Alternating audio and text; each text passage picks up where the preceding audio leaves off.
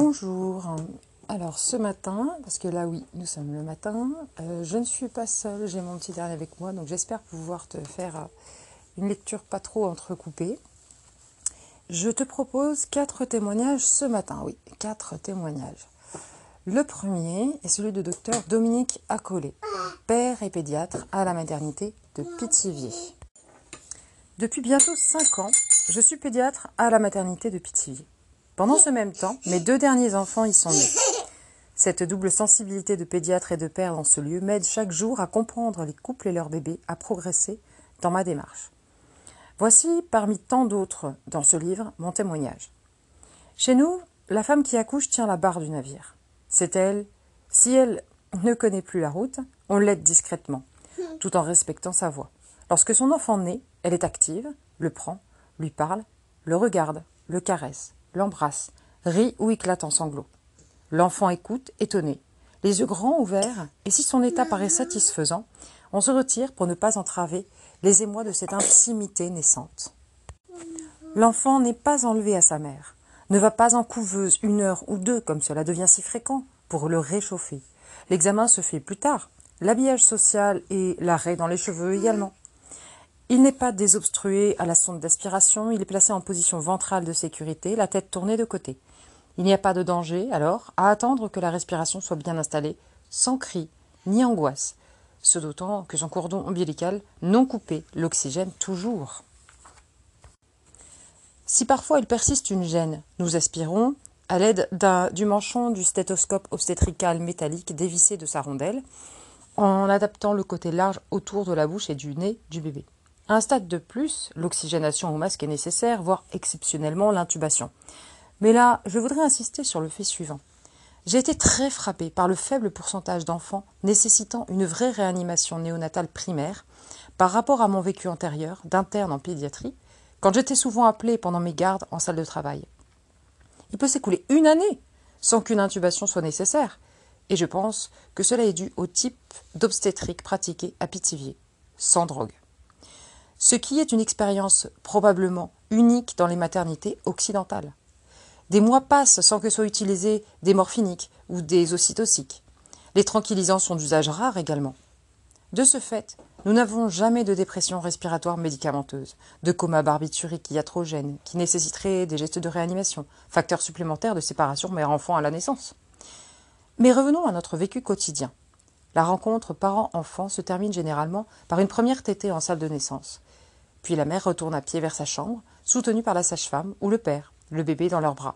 Là encore, j'ai été frappée du contraste avec mon expérience antérieure.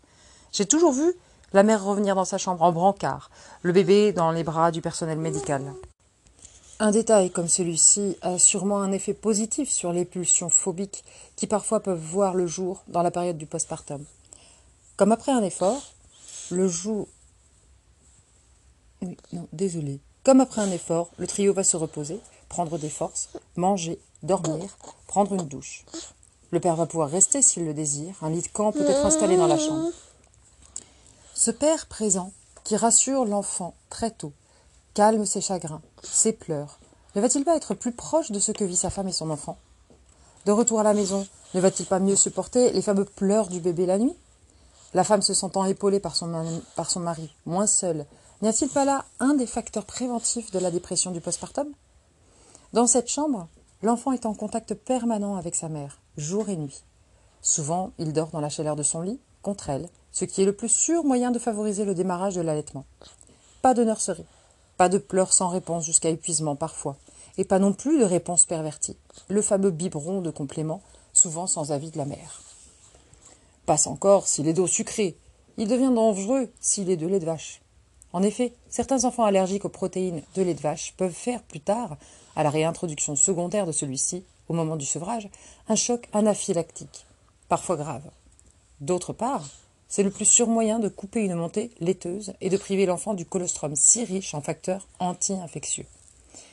C'est dans cette même idée directrice de ne jamais entraver la relation mère-enfant et de ne pas créer de stress au nouveau-né, à un moment où son système neuro-endocrinien se met en place, qu'une nouvelle puériculture s'est développée petit à petit à Pithiviers, dont voici les grandes lignes. Premièrement, Point de prise de sang intempestive pour une utilité souvent douteuse. Contrôle trop fréquent de bilirubine, par exemple, en cas d'ictère physiologique. Notons d'ailleurs que la mise au sein ultra précoce en est un facteur de prévention majeur. 2. Pas d'injection et notamment pas de vitamine K après la naissance sans avoir jamais eu de maladie hémorragique du nouveau-né. 3. Pas de collyre après l'accouchement, nitrate d'argent ou autre, que certains pays ont d'ailleurs supprimé de leur arsenal, comme la Hollande et la Grande-Bretagne.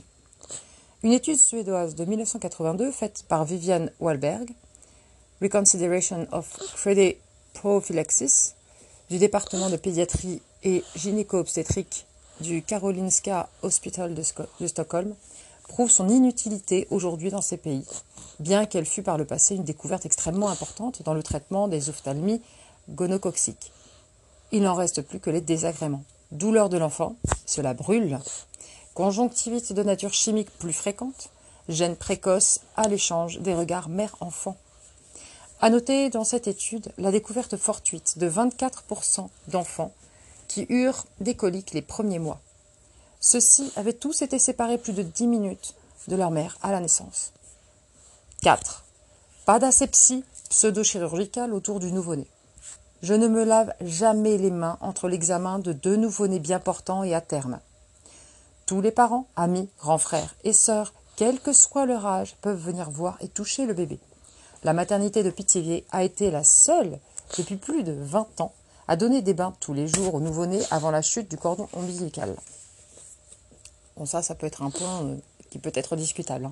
C'était un petit aparté. Non seulement nous n'avons pas d'infection, en particulier de type collectivité, staphylococcus cutanée, épidémie de diarrhée diverse, mais si un cas survient, il reste isolé. Surtout, nous aurions bien trop peur de donner aux parents l'exemple de trop de prudence hygiénique qui gênerait le contact direct et spontané parent-enfant. 5e, l'allaitement, lorsqu'il est souhaité, est toujours encouragé lors du passage des sages-femmes dans les chambres et lors de ma visite, par des explications sur la mise au sein, sur le massage mammaire et sur les positions favorisantes, en réconfortant les mamans lorsque la montée laiteuse tarde et est difficile, en essayant d'entendre parfois les souffrances cachées qui y font obstacle.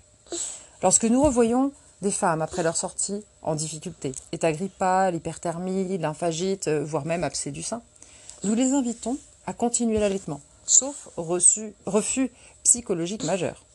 Aucun de ces enfants au sein n'a présenté dans notre expérience la moindre fièvre, le moindre signe d'infection.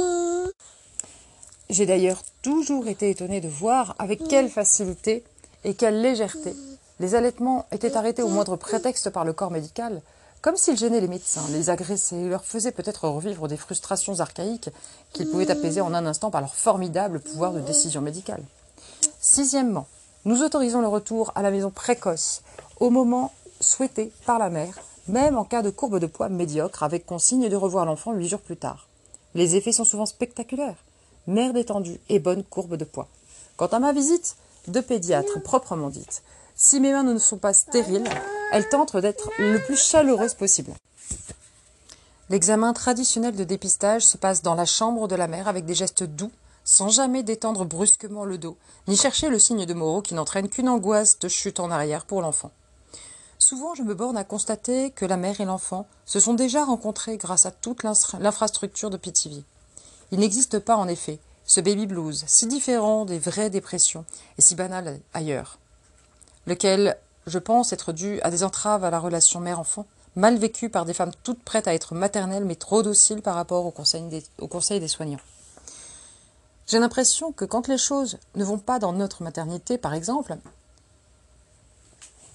amorce un état dépressif, c'est qu'à chaque fois, chez les parents, il existe un problème sous-jacent. Et dans ces cas, pour qui a la sensibilité de ces femmes régressant parfois comme des petites filles pour des raisons apparemment bénignes, on retrouve toujours, en parlant, des conflits anciens, et notamment à leur propre naissance, avec leur mère. Le fait d'en parler, qu'elle fasse des rapprochements, qu'elle sache que ce n'est pas du réel d'aujourd'hui qu'il s'agit, mais de réémergence d'un vécu très archaïque, a un effet libérateur considérable. Et souvent dans l'instant, la mère retrouve son bébé, le regarde, le touche comme pour s'excuser auprès de lui. L'accrochage se fait.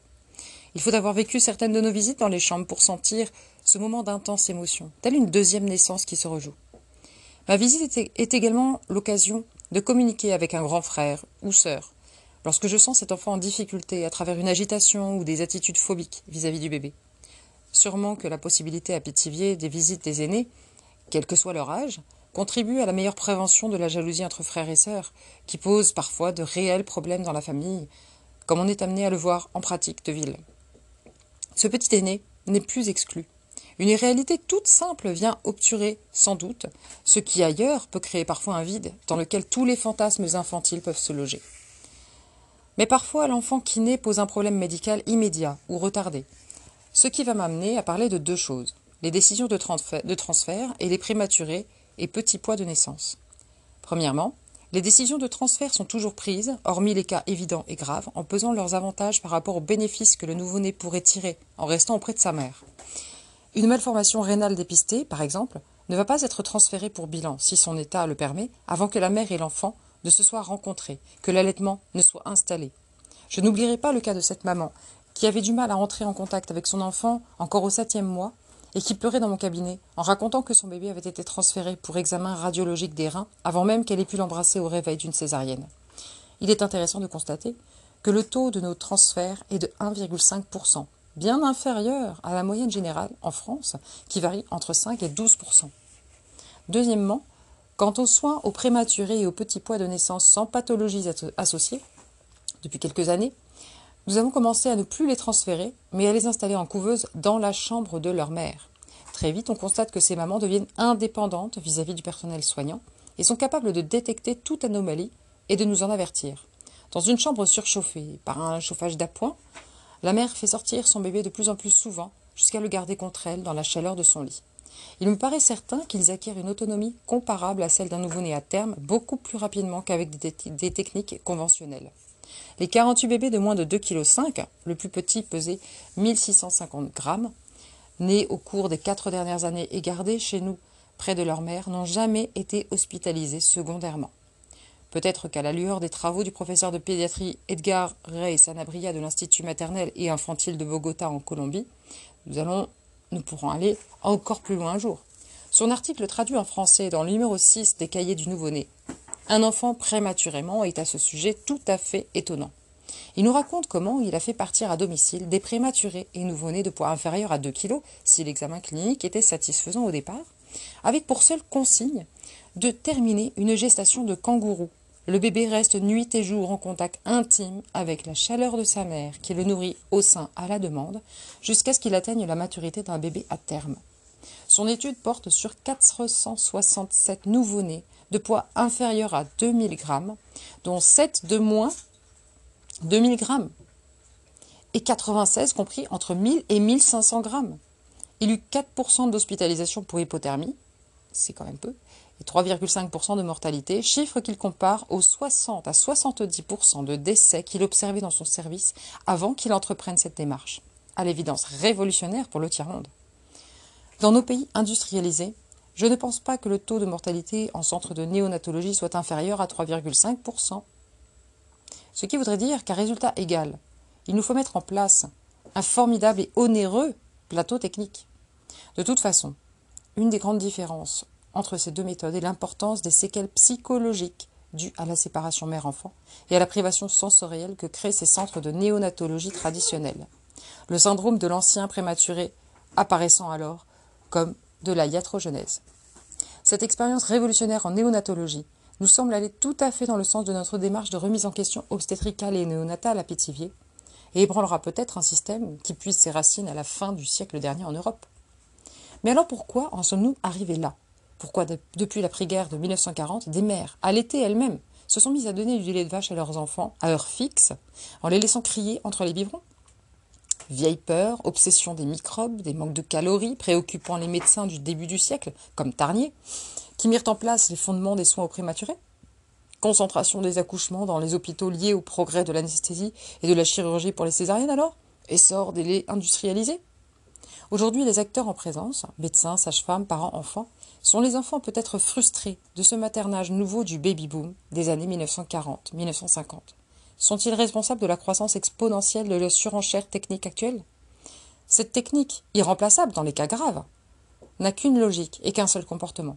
Fonctionner, malgré des tentatives d'humanisation, sans la présence réelle de la mère. Son extension impérialiste au domaine de la normalité ou de la non-urgence devient alors souvent plus néfaste que bénéfique. Certains courants de pensée, dont Pithiviers, commencent à parler autrement, et les jeunes mères sortent peu à peu de leur programmation, qui les conditionnait à un maternage précoce, un peu neutre et standardisé, jusqu'à la fin de leur congé de maternité. Cela ne va d'ailleurs pas souvent sans heurts avec leur propre mère, qui ont un autre vécu. Je ne l'ai pas allaité car mon médecin m'avait dit alors que mon lait n'était pas bon. Si tu le prends à chaque fois qu'il pleure, il va devenir capricieux, etc. Et il ne se passe pas de jour dans ma consultation de ville sans que des femmes, des couples avec leur bébé, ne me parlent de leurs difficultés à se situer entre leurs désirs et ce que dit l'entourage. Beaucoup de choses ont déjà été écrites sur l'importance de la relation précoce mère-enfant, et pourtant, peu de choses bougent réellement. Dans ma pratique de médecin généraliste d'abord, puis de pédiatre de ville, j'ai pu voir à tous les âges, à travers des familles, les méfaits d'un départ difficile dans la vie, bien que souvent l'adaptabilité humaine est si grande que tout rentre ou semble rentrer dans l'ordre sans problème. Mais comment restent engrammés ces stress initiaux?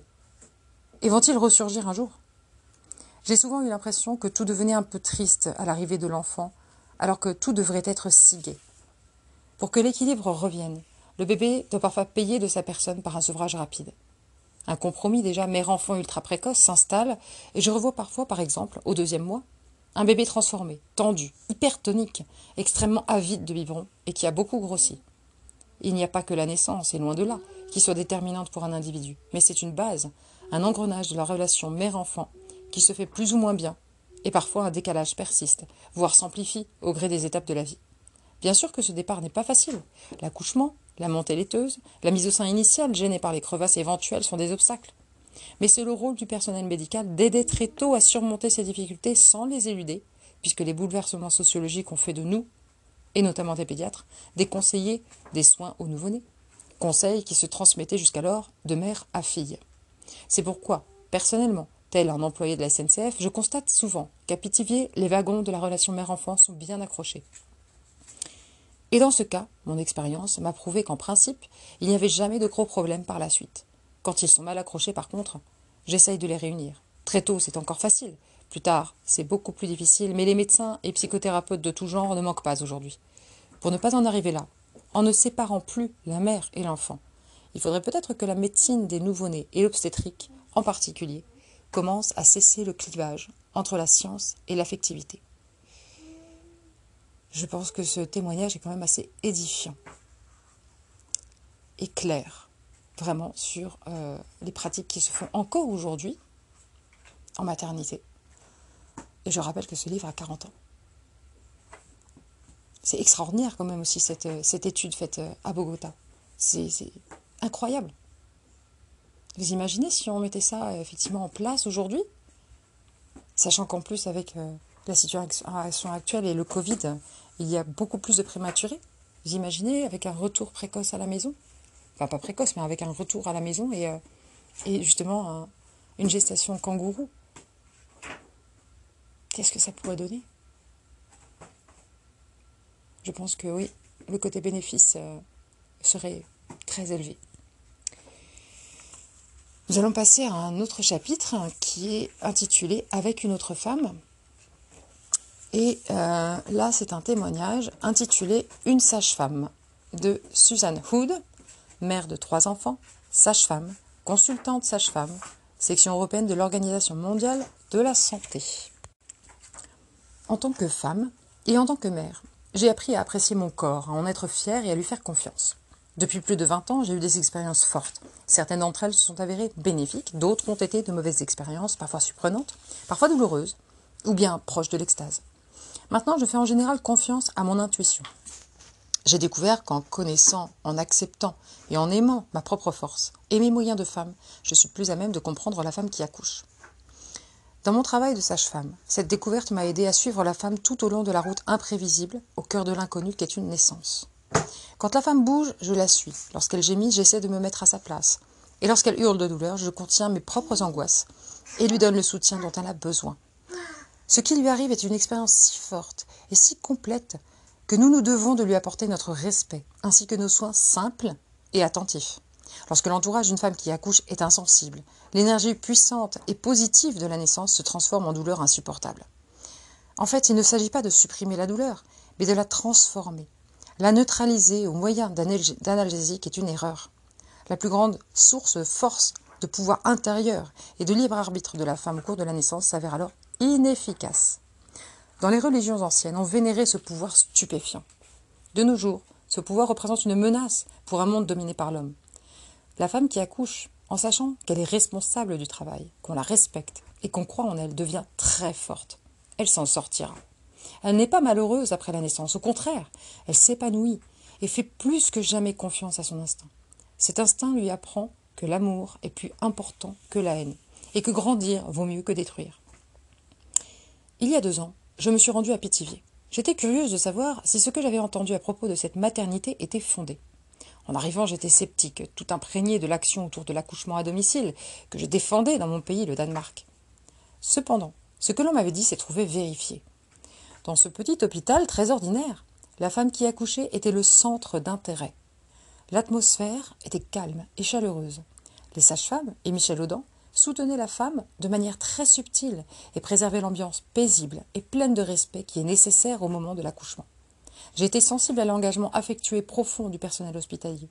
Et j'ai pu constater la force et le bonheur sur le visage des parents. Il est important qu'un livre donne maintenant des détails sur la manière dont se passent les accouchements à Pithiviers. D'abord pour nous 2 qui sommes allés là-bas, mais aussi pour les futurs parents, pour les sages-femmes, les obstétriciens, les politiciens et tous ceux qui savent que c'est la femme qui met les enfants au monde et que c'est très bien ainsi. Prochain témoignage, intitulé « Paroles de femme ». Par contre, je n'ai pas de prénom de son autrice. Il convient maintenant de se demander comment à Pithiviers on entend et on écoute la parole des femmes. Il pourrait en effet être tentant, pour un observateur extérieur, de ne voir dans cette maternité que la réalisation du fantasme d'un homme à propos de la naissance. Ce serait négliger le rôle essentiel des sages-femmes, car le phénomène Pithiviers repose aussi bel et bien sur l'écoute d'une parole de femme, celle de la sage-femme. Lorsque les hommes médecins ont voulu intervenir pendant les accouchements, c'est au nom du danger que représentaient ces matrones, au nom de leur obscurantisme. Or, en excluant les sages-femmes, ce n'était pas seulement leur insuffisance technique que l'on condamnait. En fait, on entérinait aussi l'idée que la femme, en elle-même, était dangereuse, par l'aide plus intuitive que technique qu'elle tentait d'apporter à la parturiente. Au contraire, l'homme médecin tentait de s'approprier l'enfantement par des moyens techniques. Ce renversement de discours était en lui-même significatif de tout un changement de société et de mentalité. Il fallait domestiquer la nature féminine pour mieux contrôler la fonction de reproduction. Peu à peu, nous nous sommes habitués à cet impérialisme masculin. Pourtant, en évinçant la sage-femme, c'était aussi la femme que l'on excluait de la naissance, y compris la mère. Or, retrouver ce rôle des sages-femmes dans toute sa dimension de présence féminine, c'est réintroduire la femme dans le processus de la naissance. Pour cela, il faut que la sage-femme ne soit pas obligée de récupérer la technologie pour jouer le discours de l'homme médecin. Il faut qu'elle puisse exister avec ses compétences techniques, mais aussi son vécu de femme et son intuition. Qu'elle ne soit plus réduite au rôle d'ersatz de médecin, mais qu'elle garde sa spécificité. À Pithiviers, les femmes ne parlent pas moins bien que les hommes. Elles parlent différemment. J'ai même envie de dire que souvent, elles savent ne pas parler, mais regarder, attendre, toucher, prendre dans leurs bras, et par ce silence permettre aux femmes d'accoucher comme elles le veulent. Très souvent, suivre une femme en travail sera plus l'observer que se réfugier derrière des examens multiples qui auront toute la froideur du systématisme. Les femmes vont pouvoir exprimer elles-mêmes le désir d'être examinées. Elles vont sentir toutes seules que le travail a évolué. Or, un examen gynécologique que l'on demande n'est pas vécu comme celui qui est imposé de façon arbitraire. Il apparaît nécessairement comme moins froid, moins brusque. Il est réponse, nuance, et lorsqu'on le demande, c'est autant à la femme qu'à la technicienne que l'on s'adresse, mais c'est de la femme que l'on attend qu'elle fasse attention. Le contact avec la sage-femme va bien souvent être une complicité sans discours. Les femmes n'ont pas à bien écouter ce qu'on leur dit de faire ou de ne pas faire. La sage-femme. Désolée, je reprends cette phrase. Les femmes n'ont pas à bien écouter ce que leur dit de faire ou de ne pas faire la sage-femme. Elles vont se sentir bien ou pas avec elle, en sa présence, avec ses yeux, par son sourire. Écouter les femmes, c'est aussi écouter ce que dit leur corps. c'est leur permettre de libérer leurs émotions. C'est laisser aux femmes la possibilité de dire, de crier leurs vrais sentiments au vrai moment. C'est bien sûr introduire une toute autre communication que celle du poussez, poussez, ne poussez plus, faites le petit chien, etc. Ne rien dire va permettre à la femme de trouver dans son corps et dans sa tête ses propres solutions par rapport à sa propre histoire. Il est bien évident que cela diffère chaque fois qu'une femme accouche, et c'est cette différence qu'acceptent les sages-femmes de Pithiviers, en accueillant tout ce qu'un accouchement peut avoir de violent, d'incontrôlé. Toutes les femmes ne sont pas faciles. Cette femme, dans la sage-femme, peut évoquer leur mère, la bonne mère ou la mauvaise mère. Une sage-femme me disait « ça aide parfois d'engueuler la sage-femme ». Ces sages-femmes sont obligées de s'impliquer, parfois malgré elles, dans chaque accouchement. Une autre sage-femme me confiait « il y a des femmes qui nous pompent toute notre énergie, on ressort vidé ». Ceci s'explique essentiellement par le fait qu'elles ne se protègent ni derrière un verbiage, ni derrière une foule d'appareils, ni derrière une méthode, ni même derrière une préparation. En effet, toute préparation veut toujours mener la femme quelque part. Or, à Pithiviers, la seule préparation est de se familiariser avec la maternité, d'y venir pour chanter, pour discuter, mais pas pour apprendre à accoucher.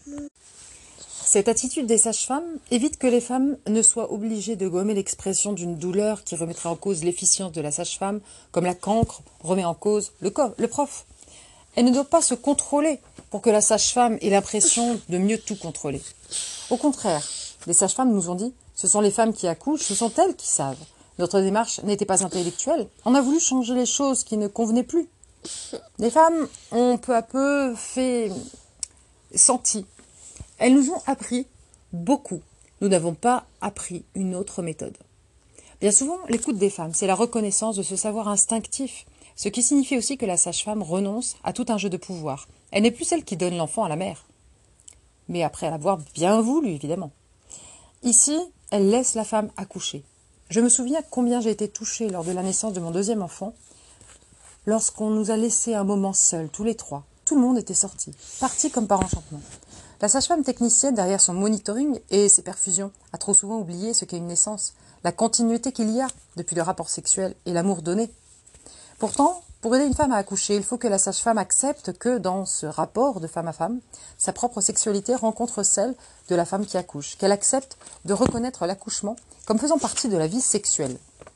En fait, on met la sage-femme dans une situation extrêmement délicate, puisqu'on lui demande tout à la fois de savoir se tenir le plus discrètement possible derrière un couple qui partage quelque chose d'extrêmement intense, tant sexuellement qu'émotionnellement, mais aussi de savoir être terriblement présente, rassurante et chaleureuse, pour tout ce que l'on n'a ni envie ni possibilité de partager avec son partenaire sexuel. C'est elle qui, dans les soins qui suivent l'accouchement, aide la femme à se récupérer. Et il y a sans doute là, pour la femme, une période extrêmement sensible où se joue beaucoup du souvenir qu'elle gardera de son accouchement. C'est dans ces instants-là que se tissent les souvenirs d'accouchement horrible, que se crée toute l'imagerie qui entoure épisiotomie, déchirure, etc. C'est la sage-femme qui peut, par son calme, par sa douceur, banaliser, rassurer et rendre les choses atraumatiques.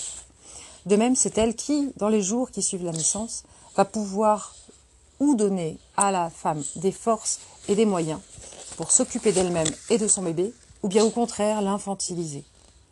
Or, ce qui me semble capital, c'est qu'à Pithiviers, les femmes soient toujours considérées comme entièrement responsables d'elles-mêmes. Elles peuvent demander, mais elles ne sont jamais surprotégées dans tout ce que cela peut avoir d'avilissant. J'ai parlé de l'importance de ce contact de femme à femme, dans un moment qui touche si profondément à la sexualité féminine.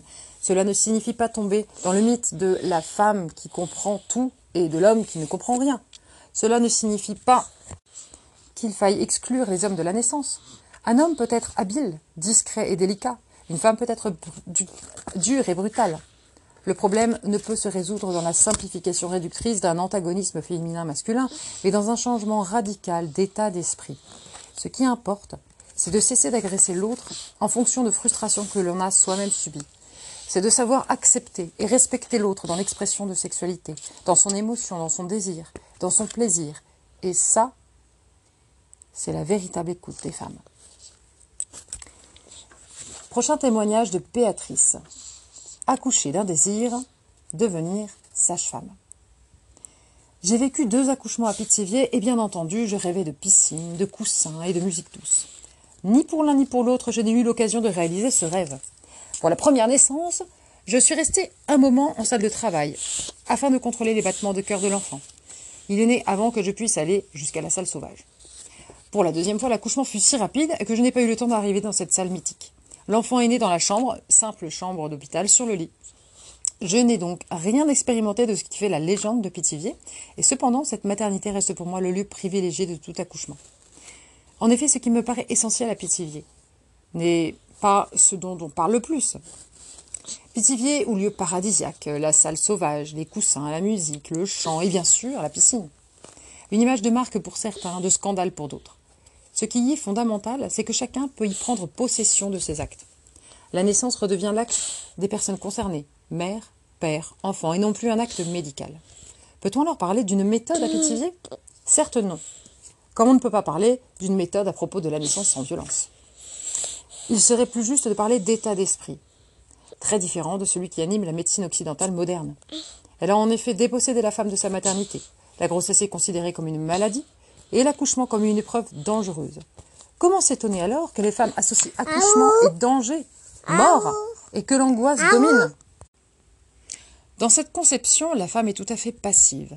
Elle subit ce que veut le corps médical, son propre corps étant nié. Pourquoi ? Comment Pithiviers est-il différent ? Certainement pas uniquement à cause d'une piscine et d'une salle dite sauvage. J'y ai vécu une expérience extraordinaire car malgré des circonstances un peu particulières, l'équipe médicale a su s'adapter aux situations sans se trouver contrainte de respecter un modèle préétabli d'accouchement. Elle a donc pu respecter notre émotion et a permis que ces naissances soient un moment de sérénité. Compte tenu de la violence que vivait mon corps, j'ai à peine imaginé ce qu'auraient pu être ces accouchements, allongés, immobiles sur une table de gynécologie. Un des soucis principaux de cette équipe est de laisser la femme active, en mouvement, vivante, libre, cherchant à chaque instant sa posture. Certains écrits prétendent que Pithiviers, c'est Michel Audin entouré de ses sages-femmes. Étonnante affirmation, car en ce qui me concerne, je ne l'ai pas vu à mes accouchements. Avant, après, pour discuter, oui, mais le grand gourou, comme on l'appelle, n'est pas intervenu. Et on ne peut que l'en remercier, car Michel Audin est effectivement présent. S'il est l'esprit dirigeant de cette maternité, c'est sa disponibilité, son écoute qui sont remarquables. Il est là, mais n'impose jamais sa présence si elle n'est pas nécessaire. En conclusion, je dois avouer que l'expérience fut si positive pour moi qu'elle a débouché sur la naissance sans violence d'un désir. Devenir sage-femme. Allez, un 5e témoignage ? On arrive au 5e chapitre, intitulé « Mais qu'est-ce qu'elles veulent ?» Et là, ça va être donc le témoignage de Maryse. Pourquoi Pithiviers ? Parce qu'une collègue m'avait initiée à la mentalité, m'avait rassurée quant à la distance, cela me mettait en confiance. Je ne voulais pas d'ocytocine synthétique. Ma sœur, qui en avait reçu par perfusion, a vu les pulsations cardiaques du bébé dépasser les prévisions de l'écran du monitoring. Est-ce innocent ? On peut répondre oui, puisque l'enfant, tellement capable de s'adapter, surmonte l'agression, mais à quel prix ? Outre les ennuis que ces injections d'hormones artificielles sont susceptibles d'apporter, se catalyse un processus entraînant un déchirement induit par l'accélération d'un rythme biologiquement non préparé depuis des millénaires. Mais la science moderne part à cet inconvénient. Se déchirer est anachronique aujourd'hui. On coupe, c'est plus net. Quand on dit à une mère que c'est mieux pour son bébé, elle obtempère et s'offre au sacrifice. A-t-elle le choix ? Je ne voulais pas d'épisio inutiles, pratiqués de façon trop systématique ailleurs. Lors d'une séance de préparation dans une clinique parisienne, une sage-femme nous indiqua, sur un mannequin, l'endroit précis où nous serions coupés. Pas de souffrance, ajoutait-elle, la piqûre préliminaire ayant endormi localement. Ça allait de soi, l'épisio était au programme, inéluctablement. Les épisios sont la conséquence logique des déclenchements. Au fait, pour qui ont été inventés ces déclenchements ? Pour le bébé ? Cela fait des millions d'années qu'il a prouvé qu'il pouvait s'en passer. Pour éviter les accidents ? Toute grossesse pathologique ou à haut risque, tout accouchement de mauvaise présentation peut bénéficier d'une médicalisation qu'il n'est pas question de renier lorsqu'elle s'avère nécessaire et d'une technologie bienvenue lorsqu'elle intervient à titre exceptionnel et non pas systématiquement comme on le voit dans beaucoup d'établissements. Si le déclenchement apparaît comme nécessaire parce que le travail tarde, et seulement pour cela, il a sa raison d'être. Pour éviter la souffrance fœtale, argument massu qu'aucune mère digne de ce nom n'osera transgresser. Mais qui juge qu'il y a souffrance ? Tous les déclenchements pratiqués en France sont-ils fondés ? Pour la mère, la pauvre, elle a le choix entre la peste ou le choléra, une douleur en pointillé et diluée, et une douleur courte et exacerbée. Alors elle se laisse faire. De toute façon, dans l'un ou l'autre cas, le résultat est le même, la douleur est. Nous sommes toujours obligés d'admettre que les déclenchements sont essentiellement utilisés pour les commodités du service. Or, pour cet événement, j'avais surtout envie d'être égoïste. À l'occasion de réunions fréquentes dans la maternité particulière de Pithiviers, entre parents, personnel invité, etc., je posais des batteries de questions que je juge avec le recul, tout aussi saugrenues les unes que les autres. À chaque fois, j'ai été écoutée, comprise. Chacun apportait des éléments de réponse. Un immense respect pour les idées des autres, fussent-elles contradictoires, constitue ce bain d'humanité, de fraternité, de savoir-vivre et de savoir-faire. Ayant connu l'indifférence et l'incompétence, Guy et moi avions l'impression, à l'espace de quelques heures, d'être sur une autre planète. Ici, la préparation à la naissance, ce n'était pas le mannequin sur lequel était prévu en pointillé l'emplacement de l'épisio, c'était chanter, danser, jouer du piano, faire des tas de connaissances. Le brassage géographique y est notoire. Il suffit, pour s'en rendre compte, de consulter l'état civil de la ville. 2 expériences malheureuses avaient précédé. Pour la première, on avait regardé briller dans la lumière les ciseaux et autres engins de torture en disant « Dépêchez-vous ou je vous coupe ». Je me suis dépêchée. Je me suis déchirée, mais j'ai quand même été coupée. Entrée dans la salle de travail à minuit moins le quart, le bébé est né 20 minutes après. J'eus droit à une fièvre que les médecins soignèrent pendant 3 mois sans pouvoir la diagnostiquer. J'ai eu la chance de m'en sortir car 8 jours après, une femme mourut et la clinique fut évacuée pour complète désinfection. Ce n'était pourtant pas à Pithiviers où l'archaïsme a fait couler tant d'encre et de salive. C'était dans une clinique du Nord de bonne réputation. Ce qu'on a coutume d'appeler un heureux événement ressemblait à un cauchemar. Une infirmière fit un scandale dans la chambre parce qu'elle s'était rendue compte, au langage différent, que le bébé qu'elle nous avait prêté pour la visite avait été changé par ma mère. Odieuse grand-mère qui avait osé toiletter sa petite fille. À la fin du séjour, on avait réussi à me faire admettre que ce bébé était plus le leur que le mien. Le bébé, c'était leur affaire. Ce n'était ni la mienne ni celle de ma mère. En brebis docile, j'entrais dans le sillon qu'on était en train de me tracer, où le dirigisme, se substituant à l'assistance discrète, me prenait en charge. À force de prendre les gens pour des irresponsables, on les transforme en chèvres. Une fois ce stade atteint, ils n'ont plus qu'une solution, s'en remettre totalement à ceux qu'ils vénèrent, parce qu'ils sont seuls à détenir la connaissance. Assujettir les femmes pour mieux les rendre dépendantes, voilà l'obstétrique de ce demi-siècle. Pour la deuxième, une religieuse très chouette, avec qui tout s'est bien passé, mais piqûre, table à étrier, accouchement dirigé, isolement complet.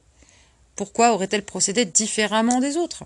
J'étais seule, le bébé à la nurserie obligatoire, je pleurais dans mon lit. À Pithiviers, cet isolement n'existe pas.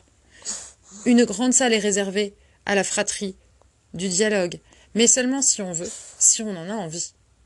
Si une difficulté est connue, tout de suite, des gens que l'on n'a jamais vus sont prêts à aider. Pour cette deuxième naissance, l'allaitement fut aussi nul que pour la première. Comment donc avaient fait nos mères et nos grands-mères ? Les bébés seraient morts de faim, dans les bras de leur nourrice, sèche. Or, ce n'était pas le cas. Que se passait-il donc ? Pourquoi, en ce XXe siècle, les choses devenaient-elles si compliquées ? Je ne voulais pas revivre une 3e fois tout cela. Je voulais me retrouver. Je voulais être libre de faire ce qui me plaisait. Je ne voulais pas que mon mari soit rejeté. Je voulais me prendre en charge. En revenant de la salle sauvage sur mes 2 jambes, alors que pour les 2 autres bébés, on m'avait calé dans une chaise roulante comme une malade, je murmurais « Je ne savais pas ce que c'était que d'accoucher ». Pithiviers, c'est l'éloignement géographique, c'est profiter en non-stop, égoïstement de quelques jours où la pendule s'arrête, sans perturbation extérieure. Il arriva même à Guy de prendre balai et serpillière pour rafraîchir la chambre, ce qui eut pour effet de nous sentir encore un peu plus chez nous ainsi. C'est oser dire et faire ce que l'on a envie d'exprimer, comme à la maison, avec la couverture médicale en plus. Elle est là, elle rassure, on ne la voit pas quand elle est inutile. C'est même amusant de la visiter après avec le bébé, par curiosité. Les regards souriants se croisent avec, alors signifiant « nous sommes heureux de n'avoir pas eu à en passer par là ». Pithiviers n'a rien d'un 4 étoiles, c'est un choix que l'on fait, on y va pour autre chose. À Pithiviers, on va soi-même baigner et langer son bébé, papa ou maman, et l'on prend son temps. Cela évite, entre autres choses, de retrouver des petites fesses à vif comme cela m'est arrivé les 2 premières fois. Je m'étais tellement habituée à être disciplinée et infantilisée que j'avais réclamé cette dépendance comme une nécessité, et c'est Pithiviers qui m'en a libérée. Quand je regarde mon fils et que je repense à sa naissance, je savoure la récompense. Comment oublier ? Comment ne pas témoigner ? Sur ces 5 témoignages, eh bien, je te laisse prendre le temps de décanter tout ça. Et puis, j'essaie de revenir un petit peu plus vite pour de prochains témoignages. À bientôt!